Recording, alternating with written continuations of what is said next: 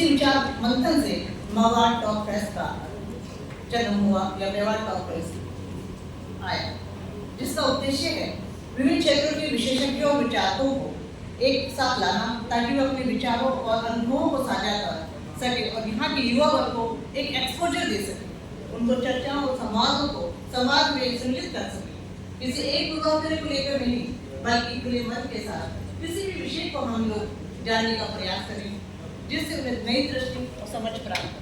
हम सब जानते हैं युवा पीढ़ी के पास एक नए विचार होते हैं, नई दृष्टि होती है, नई ऊर्जा होती है, जो इस आयोजन को और विस्मृत बना सकती है।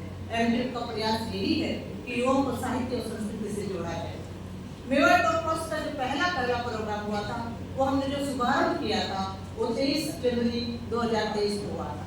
वो सुभाष चंद्र बोस का पराक्रम दिवस के उपलक्ष्य में हुआ था।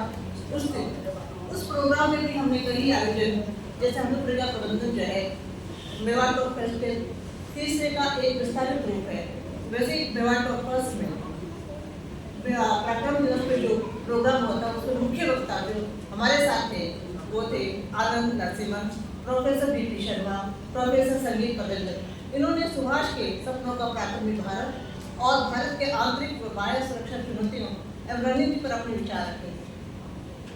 दूसरा टॉक फेस्ट हमने मार्च 30 और 31 2024 में उदयपुर में आयोजित किया था।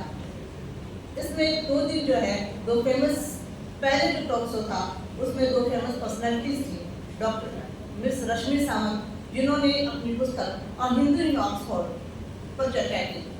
रश्मि सावंत ऑक्सफोर्ड स्टूडेंट यूनियन की पहली फीमेल प्रेसिडेंट बनी थी और वहाँ उनको क्या चुनौतियाँ आई और उन्होंने चुनौतियों को किस तरह से फेस किया उसके बारे में संस्मरण पहली पुस्तक है और हिंदू इन ऑक्सफोर्ड। दूसरी पुस्तक थी लक्ष्मी नारायण भाले साहब की, जिन्होंने संविधान के अंदर जो चित्र बने हुए हैं वो चित्र क्यों हैं, किस लिए हैं, उनका क्या महत्व है, उसको समझाया और उस पर चर्चा की। इसी मेवाड़ टॉक फेस्ट के दूसरे दिन हमने बंगाल मूवी 1947 का मूवी स्क्रीनिंग की थी और इस मूवी स्क्रीनिंग के दौरान उस मूवी के डायरेक्टर और कलाकार हमारे साथ उपस्थित थे।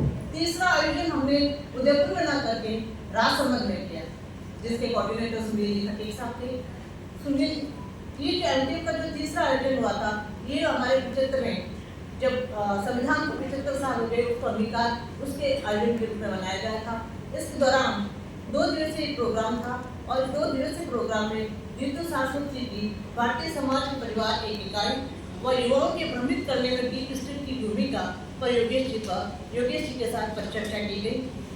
कालीबाई गीत पर शॉर्ट फिल्म की गीतमाला फिल्म का प्रदर्शन किया गया। क्रिएटिव राइटिंग पर वर्कशॉप करवाया गया।